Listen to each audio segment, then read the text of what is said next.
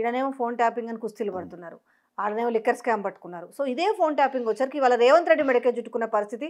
ఎవరింట్లో వాళ్ళ బెడ్రూమ్లల్లా జర రిలాక్స్ అయ్యి ఏంది రేవంత్ రెడ్డి ఇట్లా చేస్తున్నాడు, ఇంకా నువ్వు ఎందుకు సపోర్ట్ చేస్తావు ఊకే అని మాట్లాడుకున్న మాటలు విని ఏదో జరుగుతుందనేసి ఇంకో మంత్రి మధ్యవర్తిత్వానికి పంపిండట. ఇది మేము ఫోన్లో మాట్లాడుకున్నాం కదా నీకెట్లా తెలుసు అంటే, నాకు ఇదంతా తెలియదు ఈ ముచ్చట, నాకు సీఎం చెప్పి పంపించిండు అన్నాడు. ఉరుక్కుంటూ పోయిండు మంత్రి. ఏంది ఇది కథ ఏంది అసలు ఏంటంటే, ఇదంతా ఎందుకన్నా నీకు ఏం కావాలంటే అది చేస్తాకంటే, నువ్వు శేషుడు గీషుడు పక్కన పెడితే ఫోన్లు ఎందుకు ఇన్నావు అనేది ఇప్పుడు పెద్ద చర్చ. ఇది కూడా ఎవరి మీదైతే ఆ నెపం నెట్టి పబ్బం గడుపుకోవాలనుకుంటే ఇవాళ అదే వాళ్ళ మెడకు చుట్టుకున్న పరిణామం. అంటే ఇన్ని రోజులు ఒకరి మీద నెట్టారు, సేమ్ వీళ్ళకే వచ్చింది. అంటే ఎట్లా ఉంది అంటూ నా పరిస్థితి. ముఖ్యమంత్రికి ఒక స్పెషల్ డిస్క్రిప్షన్ ఉంటుందమ్మా, they can tap phones for their specific reasons. Central government నుంచి కూడా కొన్ని సర్కమ్స్టాన్సెస్ డిమాండ్ చేస్తాయి. ఎందుకంటే ఇక్కడ అంటే ఇద్దరు మంత్రులు మాట్లాడుకునే చేయొచ్చా? ఉండు ముందు మొదటికొద్దాం అసలు దాకా అది ఉంది. అది ఉన్నప్పుడు ఏం చేస్తాం, మనకి మామూలుగా ఉండకపోయేటప్పుడు ఇంకో పనికి మాలిన పనులు చేసినప్పుడు ఆల్రెడీ అలా ఎవడెవరమని ఆవిడ నటరాజన్ గారు ఎవడో వచ్చి సగం రక్తం, మీనాక్షి సగం రక్తం తాగేస్తుంది వాళ్ళకి. వీళ్ళ దరిద్రానికి ప్రతి మినిస్టర్కి ఢిల్లీ నుంచి 2 స్పైలు ఉన్నారు ఇక్కడ, నిరంతరం మెకనస్ గోల్డ్ సినిమా చూపిస్తున్నారు వాళ్ళకి. ఈ దరిద్రానికి తోడు ఇది కూడానా అన్న కోణంలో అనవచ్చు. తర్వాత ఇంకోటి రేవంత్ రెడ్డి గారు ఎందుకు అనవసరంగా టెన్షన్ పడుతున్నారో నాకు తెలియదు. ఎవరి దగ్గర పట్టుమని 10 మంది ఎమ్మెల్యేలు ఎవరికి ఎంతో అంత కాలు చేయకూడదు తీసుకునే మగాడు మా రాష్ట్రంలో బట్టి విక్రమార్కరావు కనబడుతున్నా. ఆయన పార్టీకి వేరవేదేడు, అలాంటి పనికి మాలిన పనులు ఆయన చేయడు. సో ఇవన్నీ దృష్టిలో పెట్టుకుని వీళ్ళు ఊరికనే ముఖ్యంగా ఉత్తమ్ కుమార్ రెడ్డి గారు, ముఖ్యంగా కోమటిరెడ్డి బ్రదర్స్ అడావడి చేసుకుని ఊరికే అవ్వని పెళ్ళికి బాజాలు కొట్టుకుంటే దయించి టైం వేస్ట్ చేసుకోకుండా మిమ్మల్ని సోనియా అమ్మకి చచ్చినా నమ్మదు. నేను చెప్పేసినాను ఈ విషయం డైరెక్ట్గా. ఊరికే ఎందుకు గాబరా పడతారు, మీ వెనకాల 10 మంది కూడా లేరు, అదొకటి. రెండోది మిమ్మల్ని సోనియా అమ్మ నమ్మదు, మీకు ఛాన్సే లేదు. ఎవడు లేనప్పుడు గతిరేణమ్మకి మతిరేణమ్మ కూడా అన్నట్టు ఇప్పుడు రేవంత్ రెడ్డి తప్ప మీకు ఇంకో దిక్కు లేదు, ఇక్కడ కంటిన్యూ అవ్వండి అంతే. ఈ ఫోన్ ట్యాపింగ్లు అంటావా, ఈయనోడికి వినిపించినోడికి మధ్యకి వెళ్ళినోడికి ఎందుకు వచ్చింది ఈ పిల్లలు తగులైతే కోత వచ్చి బ్రెడ్ ఎత్తుకి వెళ్ళిపోయినట్టు. మధ్యలో ఎవరు వెళ్ళారు, ఆ మంత్రి గారు అనవసరంగా అబాస్ పాలవడానికి వెళ్ళాలి. వీళ్ళకి ఏదో ఇస్తానన్నా సరే నువ్వు నా ఫోన్ ఎందుకు వెళ్ళావు అని మాట్లాడిన దగ్గరే వీళ్ళ డొల్లతనం అర్థమైంది. దీన్ని నెక్స్ట్ లెవెల్ ఆఫ్ ఎస్కలేషన్ జరగకపోక ముందే ఎస్కలేషన్ ఆల్రెడీ అయిపోయి ఉంటుంది. ఎందుకంటే వీళ్ళ వెనకాల ఇద్దరు ఉన్నారు. ఆ నటరాజన్ అమ్మ అయితే రక్తం తాగేసింది. తెల్లారిసరికల్లా నాకు ఇది ఎవడేం చేసినా కళ్ళు తుడుచుకునే నాకు అప్డేట్ కావాలంటుంది. రాత్రి జరిగిన కూడా వదలట్లేదు ఆవిడ. ఎట్లున్నాయి తెలంగాణ రాజకీయాలు? ఇంకేంటి రాజకీయాలు, ఎప్పుడు ఎలక్షన్లో ఎదురు చూస్తుంటారు జనాలు, అంతగానే ఎట్లేదు. వీళ్ళు ఓన్లీ టైంపాస్కి వచ్చారు. ఊరికే మైక్ ఇవ్వడం పాపం ఆ కేసీఆర్ని ఊరికే చిట్టి చంపేస్తున్నారు పట్టుకుని. ఆయన ఏమో ఎందుకు పడుతుండో నాకు అర్థం అవ్వట్లేదు. ఒకసారి రివర్స్ అవుతాడేమో ఈ కలతో ఎదురు చూస్తున్నాడు.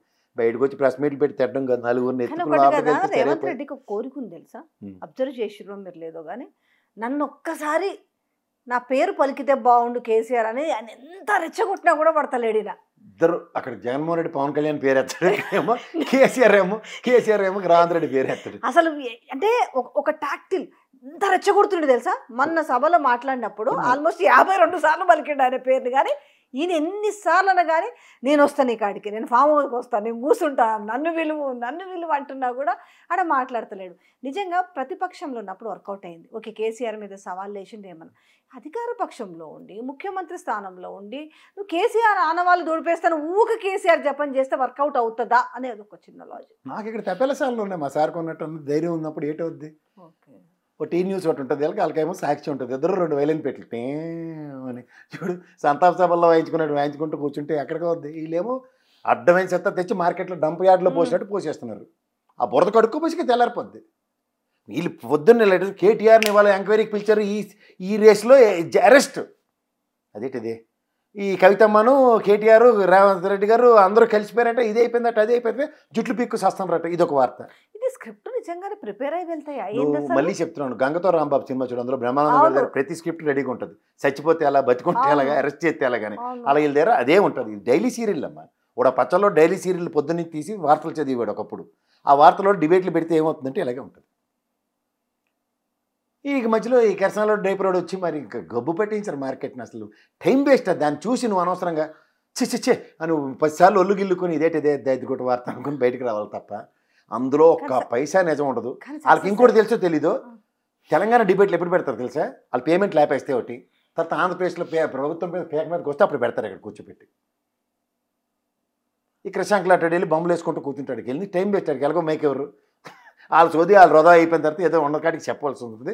అదేమో మరి క్రిషాంక్ ఒకసారి పేపర్ ఒరిజినల్ చూపిస్తాడు, ఇది దీని మీద ఉన్నట్టు వీళ్ళు తూచ్ ఇమీడియట్గా అక్కడ అవభ్యాసంలో ఎడకపోతారు. అక్కడి నుంచి వచ్చి డిబేట్ ఉంటుంది, అంతకుమించి ఇంకేటి ఉండదు. 2 విషయాలు నీకు చెప్తున్నాను. ఒకరు ఒక ప్రూవిన్ ట్రాక్ 10 ఇయర్స్ని మీరు దాన్ని గబ్బు పట్టిద్దామని, లేకపోతే 5 సంవత్సరాలు పరిపించిన ఆంధ్రప్రదేశ్లో ముఖ్యమంత్రిని గబ్బు పట్టిద్దామని మీడియా హౌసెస్ నమ్ముకొని రాజకీయాలు చేస్తే లాస్ట్ టైం వర్కౌట్ అయింది కదా, మళ్ళీ వర్కౌట్ అవుతుంది. అది ఎలక్షన్ వరకేనమ్మా. ఇప్పుడు నీకు ఒకటి గమనిస్తున్నావో లేదో, ఎలక్షన్ ముందు నువ్వు బొంబాడించేసింది తిరిగి కౌంటర్ ఇవ్వలేకపోతే అప్పుడు ఏమవుతుందంటే దాని ప్రభావం చాలా తీవ్రంగా ఉంటుంది. తర్వాత చుట్టూ ఉన్న టెరిటరీ మనతో ఏం చేస్తుందో అన్నది ఒకటి గమనించుకోకుండా కొన్ని పరిణామాలని మన నెత్తికి రుద్దుకొని నెత్తి మీద తెచ్చుకొని తాడే పామే కరుస్తుందన్న సామెతలు మర్చిపోతే ఏమవుతాయంటే ఇలాగే ఉంటాయి పరిస్థితి. కానీ చంద్రబాబు రేవంత్ రెడ్డి వల్ల వీళ్ళ కలయికలు కానీ మాటలు కావచ్చు, కొంచెం తెలంగాణలో కూడా కొంతమందిలో మార్పు వచ్చినట్టు కనపడుతుంది. నిన్న బోనాల సందర్భంగా సెక్రటరియట్లో వెలిసిన ఒక ఫ్లెక్సీ ఆంధ్రప్రదేశ్ సచివాలయం అని పెట్టారు. అంటే కొంతమంది ఉవ్విళ్ళు ఊరుతున్నారా ఏంది, మళ్ళీ కలపాలనో లేకపోతే గిల్లాలను గిచ్చాలను ఏడిపించాలనో ఏదో ఒకటి మొదలైనట్టుగా అనిపిస్తా. నువ్వు ఆద్యంతం గమనిస్తేనమ్మా, నువ్వు అబ్జర్వ్ చేసుకోలేదు కానీ తెలంగాణ మనోభావాల మీద తీవ్ర విఘాతం కలిగించే కార్యక్రమాలకి నడుం బిగించారు. అందులో ఆంధ్రప్రదేశ్లో గవర్నమెంట్ ఫామ్ అయిన దగ్గర నుంచి నువ్వు ఆద్యంతం గమనించగలిగి ఎగ్జాక్ట్లీ ఉనికి కోల్పోయిన వాళ్ళకి ఉనికికి బాటలు వేస్తూ కాంగ్రెస్ ఇక్కడ గవర్నమెంట్ అన్న విషయం కూడా చాలామంది మర్చిపోతున్నారు. ఇప్పుడు ఏ పార్టీని వ్యతిరేకించో విభేదించో బయటకు వచ్చి ఆయన స్వతంత్ర ప్రతిపత్తితో ఇవాళ ముఖ్యమంత్రిగా ఎదిగిన వ్యక్తికి చంద్రబాబు గారితో సత్సంబంధాలు అంటే ఇదే పని కేసీఆర్ కూడా బయటకు వచ్చి అదే పని చేశాడు కదా. ఒక పార్టీ పెట్టుకున్నాడు, ఈయనేమో కాంగ్రెస్ పార్టీలో ముఖ్యమంత్రి అయ్యారు, ఇద్దరు ముఖ్యమంత్రులు అయ్యారు బయటకు వచ్చి. కానీ కేసీఆర్కి ఆ విధంగా ఎందుకు ఆపాదించలేదు సంవత్సరం పాటు, అన్ని సంవత్సరాలు? దాని భయం అంటారు. ఇక్కడ ఏంటంటే అలుసు, ఇతని దగ్గర నుంచి ప్రతిఘటన ఉండదు కదా. ఒకసారి ఏదో అన్నాడు ఎవడో గురువు అదేని, ఆ మాట కంటిన్యూ అయితే ఖచ్చితంగా ఇంకోసారి భయం ఉంటుంది. అక్కడ ఎప్పుడైతే ఈ తపేలా ఛానల్కి డిస్క్రిప్షన్స్ వదిలేశారు, అంటే నువ్వు మావాడే, నీకు ఎవరు లేరు, ఆయన ఎలా పోర్ట్రేట్ చేస్తారంటే రేవంత్ రెడ్డి గారికి నీకు ఎవ్వరు లేరు, మేమే మీడియా తరఫున సహకరించేస్తున్నాం. నువ్వు గమనించి ఇవన్నీ డెవలప్మెంట్స్. దాంట్లో ఏమంటే రేవంత్ రెడ్డి గారు భరోసాతో వీళ్ళు అన్ని రకాల కుటుంబాల్లోకి వెళ్ళికేస్తారు. అక్కడ చూడు గమనించుకుంటే వీళ్ళు దిక్కుమాల మోడల్స్ ఆఫ్ ఆపరెండా. అక్కడ తల్లి చెల్లి జగన్మోహన్ రెడ్డి, ఇక్కడ కవిత కుటుంబం.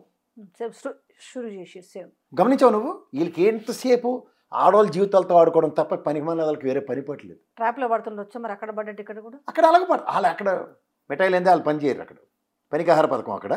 ఇక్కడ గ్యారంటీగా అహంకారాన్ని నిద్రలేపితే ఏమవుతుందో తెలిసిపోయింది. ఇక్కడ సక్సెస్ అవుతారు ఎవరు వీళ్ళు అవ్వరు. Part 1 part 2. ఇప్పుడు ఇదే రేవంత్ రెడ్డి బనకచెర్ల మీద లోపల మాట్లాడొచ్చింది ఒకటి, బయటకు వచ్చి చెప్పింది ఒకటి. నిమ్మల రామానాయుడు బయటకు కానీ ముఖ్యమంత్రి కెపాసిటీలో ఉత్తమ్ కుమార్ రెడ్డి ఆ ఇద్దరు మాట్లాడింది మాత్రం సమంజసం. ఎవరిద్దరు? That is discussion is not table point. నా దగ్గర కూడా నేను ఆ మినిస్ట్రీ ఆఫ్ జలశక్తి దగ్గర నుంచి నేను తీసుకున్న దీంట్లో అసలు టేబుల్ ఐటమే కాదు అది.